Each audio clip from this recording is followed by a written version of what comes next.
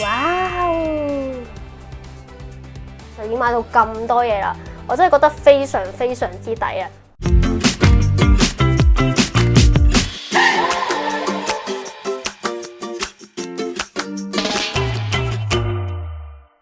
Hello， 大家好，我係沙朗。我知好多朋友仔咧已經買咗機票，準備年尾去飛啦。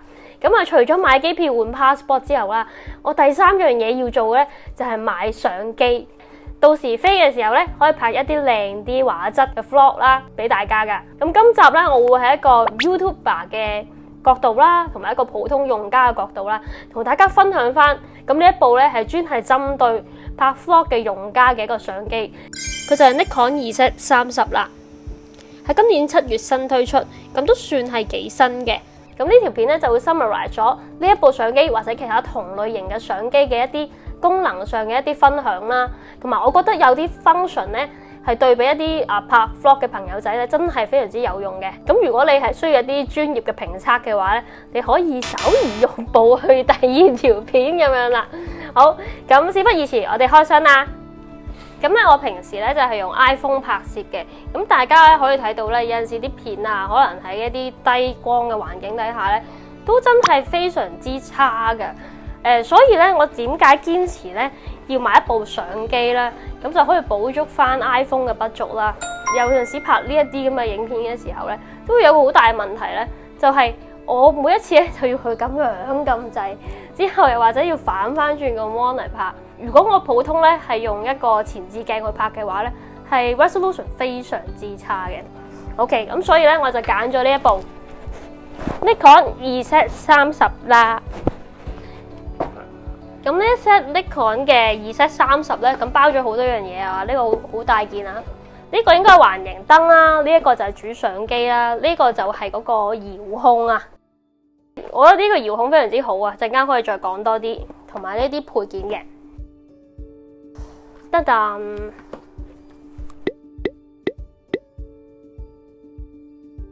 咁呢部 Nikon EZ30咧就係一部主打拍 vlog 嘅相機嚟嘅，佢一部無反相機啦，咁即係可以換鏡頭嘅。咁呢度係啲線啦，啲說明書嗰啲啦。咁另外咧，佢係會有一個主體嘅機身，同埋一啲鏡頭係可以跟嘅。呢個就係個主體機身啦。Nikon EZ30係一部 APS-C sensor 嘅相機啦，咁個機身側邊咧就有個35mm 嘅咪煙插口啦，咁隔離咧有個 micro 嘅 HDMI 嘅輸出嘅，隔離呢個就係 USB Type-C 嘅接口啦，用嚟叉電嘅，咁可以邊叉邊影，咁啊前後各有一個撥輪啦，咁前面錄影嘅時候咧呢盞燈就會着噶啦，咁你更加知道咧喺錄影當中嘅。都有其他評測講到啦，拍攝嘅時候咧要轉翻做影相或者錄影咧，先可以着到掣嘅。咁佢亦都有支援咧邊拍邊影相嘅功能嘅。另外，我覺得最大亮點就係佢個咪啦，佢係立體聲嘅，收音比一般嘅相機咧係更加清楚嘅。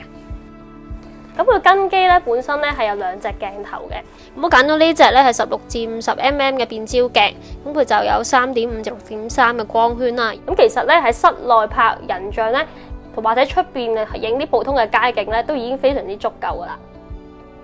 咁另外啦，仲有一個相機帶啦，同埋一嚿電池。電本身咧，我覺得佢續航力係不足嘅。咁我試用咗2日咧，都覺得咧，我去旅行嘅話，起碼要帶2至3嚿電先夠我影嘅。咁呢一個咧就係一個桌面嘅3腳嘅腳架啦。咁有 comment 話咧，呢個腳架咧都係非常之唔錯嘅。咁點樣唔錯法咧？咁其實咧，大家可以睇到啦，佢呢個腳架咧中間有個位咧，呢一個位咧係可以俾大家放一個 remote control 嘅。咁呢個咧就係佢個 remote control 啦。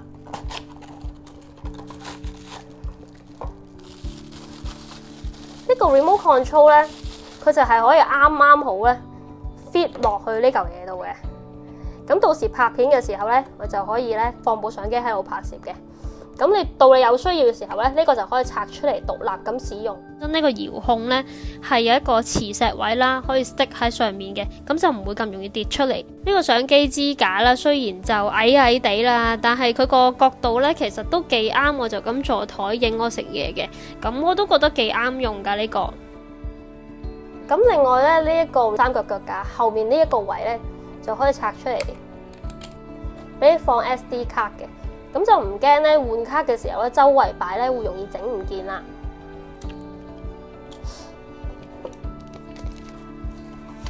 呢個雲台咧就係個環形燈嘅雲台啦。咁其實佢係可以上緊佢咁樣啦，非常之方便啦。哎呀，費我拆嘢真係差嘅。咦？呢個係一個防風咪套啊！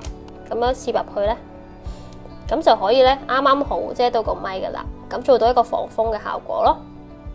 咁仲有頂呢個 hot shoe 位啦，可以加閃光燈或者加咪。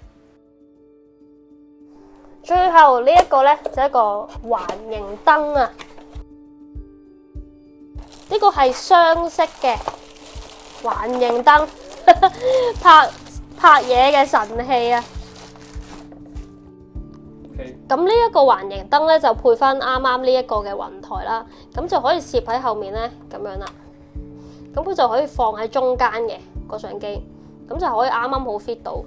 呢個係嗰個雙色嘅環形燈啦，有白燈同黃燈嘅，咁佢仲有唔同嘅光度可以校啦。咁啊見佢幾平啦，99蚊，咁都好過淘寶嘅，咁就買咗翻嚟啦。咁如果要拍攝用個雙色環嘅時候咧，咁大家可以上喺底啦。咁其實之後咧，佢呢個咧喺後面攝落去，咁要用嘅時候咧卡喺度，咁就已經 OK 噶啦。咁佢呢度咧，因為仲有一個反芒嘅關係啦。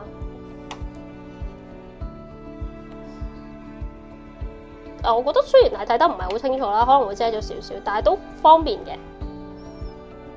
咁呢個咧，佢個鏡頭咧輕輕一扭就已經 OK 噶啦。我都係第一次用呢啲有鏡頭嘅相機，但係其實佢個鏡頭都係非常之容易換嘅。哇！咁我都拍咗3年嘅 YouTube 啦，咁大概咧，我發現咧，依家其實拍片嘅時候咧，好多時候都係興用 iPhone 嘅，尤其是出街嘅時候咧，有陽光嘅底下已經係非常之足夠啦。咁啊，真係低光度嘅情況之下咧，先會用到相機嘅啫。咁但係如果室內咧想拍攝個 quality 靚啲嘅話，或者專業啲嘅話咧，其實呢一個反芒咧係可以好幫助到大家構圖方面啦。呢隻係 touchscreen 嘅全反芒啦，咁佢個角度可以調校得比較多嘅，比起垂直嗰隻咧，因為佢係收埋咗喺入邊嘅關係啦，亦都冇咁容易整花。咁我係由 Sony 啦轉去 Canon， 最後依家轉咗去 Nikon 嘅。咁其實冇一部相機話係特別完美啦，係好視乎唔同嘅時間段佢哋個技術發展啦，同埋你嘅需求嘅。呢個非常之主觀嘅感受啦，可以俾大家參考下啦。咁其實我自己咧買相機之前啊，我就睇過大概都有10幾條片啦。咁 Sony 方面咧，因為佢太耐冇出新機啦，所以我都係唔考慮嘅。呢一個我覺得咧，佢本身個手型咧，我就覺得佢係比較硬刮刮啲嘅。我覺得 Canon 其實係好揸手啲嘅，尤其是嗰個 Canon 嘅 R10，其實嗰兩部嘅價位咧就唔係爭好遠嘅，但係出嚟個效果咧，我諗係呢一部咧偏冷通啲嘅。咁如果你影風景嘅話咧，個效果出嚟好靚，或者係影一啲戶外嘅人像嘅話咧，都非常之啱嘅。咁所以其實都好睇大家個喜好係點樣咯。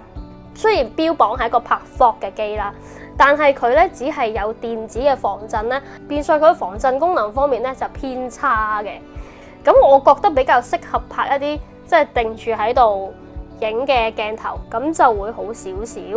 如果你想邊行邊拍嘅話，其實 iPhone 本身內置嘅 stabilizer 已經非常之夠用噶啦。如果大家唔知自己中意啲咩顏色啊、咩畫質嘅話咧，可以睇下我資訊欄嘅 post 咗一條 link 可以做一個測試嘅。我覺得嗰位 YouTuber 拍得非常之好。咁我都睇過一啲片嘅評測，佢個內置咪個收音質素咧，其實都相當唔錯嘅。喺呢個情況底下咧，我覺得我唔需要再額外去買多一 set 咪。咁因為本身咧嗰一 set 咪咧，呢一 set 咪咧，純粹係 for iPhone 收音用嘅。咁如果呢一個咧，其實當我拍一啲環境片啊、風景嘅時候咧，咁呢一個咪咧都適合嘅。另外，我覺得有2個非常之好嘅 function 咧，第一個就係呢個 remote control 啦。咁佢咧就可以解決咗我一邊食嘢嘅時候咧就可以擺定個遙控喺度，撳掣，咁就可以拍攝嘅問題啦。咁就唔使話食食下乳鴿成手油，又走去撳下電話啊，又或者撳下相機咁樣啦。咁另外咧有一個咧就係 Snap Bridge 啊，咁可以遙控咧去教佢個 ISO 啊、色溫啊同埋 white balance 啊，咁咧拍出嚟咧亦都可以喺相機度 preview 到你個畫面。咁如果我一個人去旅行嘅話咧，或者我同我老公去啊，我哋要拍啲二人照片嘅時候，呢個 function 會係非常之啱用嘅。咁啱啱都有提過啦，其實佢本身跟兩隻鏡嘅，咁本身佢嘅 kit 鏡咧有兩款嘅，而呢一隻咧普遍嘅 comment 都係相當之唔錯嘅個質素。咁其實呢一個16至50mm 咧都已經適合咗大部分嘅環境去拍攝噶啦。咁當然你如果係一啲遠嘅距離，可能要影到對面山嘅，咁呢啲梗係一定要係用啲長鏡頭去影啦。但係大部分嘅室內環境啊、室外普通拍街景啊，其實都已經好啱用噶啦。咁我對鏡頭咧就唔係好熟嘅，咁如果有更加熟悉嘅朋友咧，都可以同我講翻啊，如果我有講錯嘅地方。咁另外我就問咗一位攝影嘅愛好者嘅朋友啦，咁佢就同我講咧，原來咧 Canon 嘅機咧，尤其是 R 系列啊，佢嘅鏡頭咧係需要買原廠嘅。咁但係 Nikon 咧，佢近年咧就多咗好多副廠嘅品牌咧可以 support 到啦。咁佢有好多唔同嘅鏡頭選擇啊，有啲更加平靚正啊。咁所以如果我想換一啲更加靚嘅鏡頭嘅話咧，相對個成本咧都唔會話太高喎。咁所以咧，我呢個都係我其中一個考慮買呢一部機嘅原因嚟嘅。咁啱啱都有提過啦，呢一個 Vlog Kit 咧，佢本身咧就冇包埋嘅。咁之前 promotion 嘅時候買嘅時候送埋，其實成 set 咧大概都係6800，咁我加埋個環形燈99蚊，其實都係7000蚊左右嘅啫。咁我用咗2張消費券，再加1000蚊，我就已經買到咁多嘢啦。我真係覺得非常之抵啊！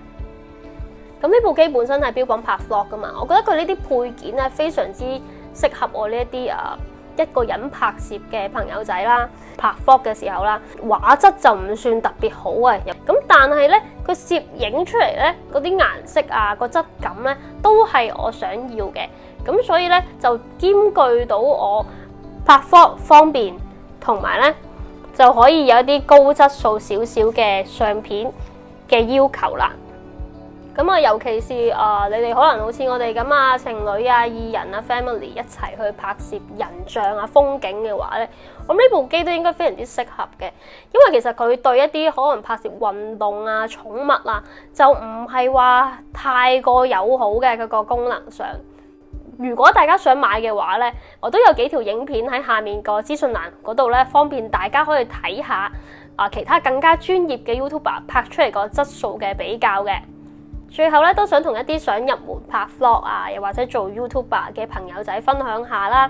因為其實我都拍咗3年 YouTube 啦，我覺得咧 iPhone 其實係非常之方便嘅，但係我唔會買 iPhone 14嘅原因咧，因為始終相機咧拍攝出嚟個質素咧，係同 iPhone 係有好大分別嘅。尤其是喺夜晚低光度嘅情況底下，你真係需要可能一個好啲嘅鏡頭先會拍到你想要嘅質感嘅。如果係 iPhone 嘅話咧，就會有好多 noise 噶啦。咁另外啦，我哋影嘢咧最緊要係方便啦，所以呢一啲腳架、remote control， 甚至佢一啲 app 嘅支援咧，我覺得都非常之緊要嘅。好多人拍 YouTube 咧都會追求更加高階嘅裝備啊，但係其實個畫面清晰、收音清楚，分享好嘅內容俾人，分享好嘅意見先係我哋嘅初衷。咁中意我片嘅朋友咧，記得 comment、like、share 同 subscribe 啦。之後買到有咩好嘢咧，都會同大家分享下噶。拜拜。